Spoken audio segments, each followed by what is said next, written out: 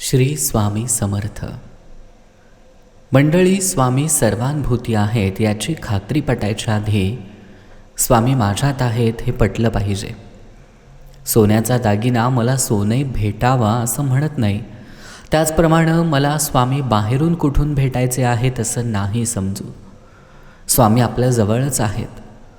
मनुष्य बोलतो तसा जर वागला तर त्याला त्याची प्रचिती आल्याशिवाय राहणार नाही. मी कुणाचा आहे हे जर जाणले तर मी कोण हे कळायला वेळ लागायला नाही.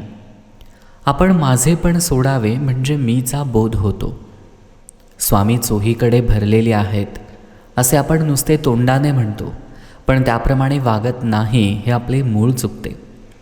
स्वामी माझ्यात आहेत तसंच ते दुसऱ्यांच्यातही आहेत हे आपण सोयीस्करपणे विसरून जातो. जसा खोलीतला दिवा प्रकाशाने सर्व खोली व्यापून टाकतो तसे हे सर्व जग स्वामींनी व्यापून टाकले आहे. मी करता नसून स्वामी करता आहेत हे म्हटलं पाहिजे. त्यातच सर्व आले. पोशाख निरनिराळे केले तरी मनुष्य हा एकच असतो. स्वामी भक्ती करावी, भक्तीने स्वामींचे नाम घ्यावे, नामामध्येच स्वामी आहेत हे जाणावे आणि स्वामींचे होऊन राहावे.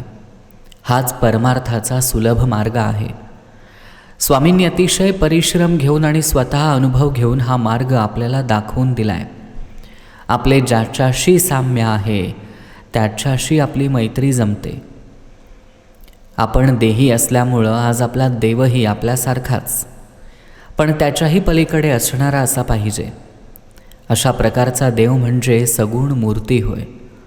लहान मुलगा एखाद्या वस्तूसाठी हट्ट करू लागला की आपण त्याच्या पुढे त्या वस्तूसारख्या इतर पण बाधक नसणाऱ्या वस्तू टाकतो. त्याचप्रमाणे सगुण उपासनेचा परिणाम होतो. दृश्य वस्तूंवर आपलं प्रेम आहे. जे दिसतं तेच सुखाचं आहे असं आपल्याला आज वाटतंय. म्हणून आपणच आपल्या कल्पनेनं स्वामींना सगुण बनवलं आणि त्यांची उपासना केली. आपली बुद्धी निश्चयात्मक होण्याचा या उपासनेचा शेवट होईल. सर्व गोष्टी सोयीस्कर आणि सोप्या होण्यासाठी आपण मनातून म्हटलं पाहिजे की स्वामीच सगळे करतात आणि स्वामी माझे दाता आहेत ही भावना ज्याची स्थिर झाली त्याच्यावर स्वामींची कृपा झाली असं समजावे आणि त्याच्या जन्माचे सार्थक झाले एवढंच लक्षात ठेवावे.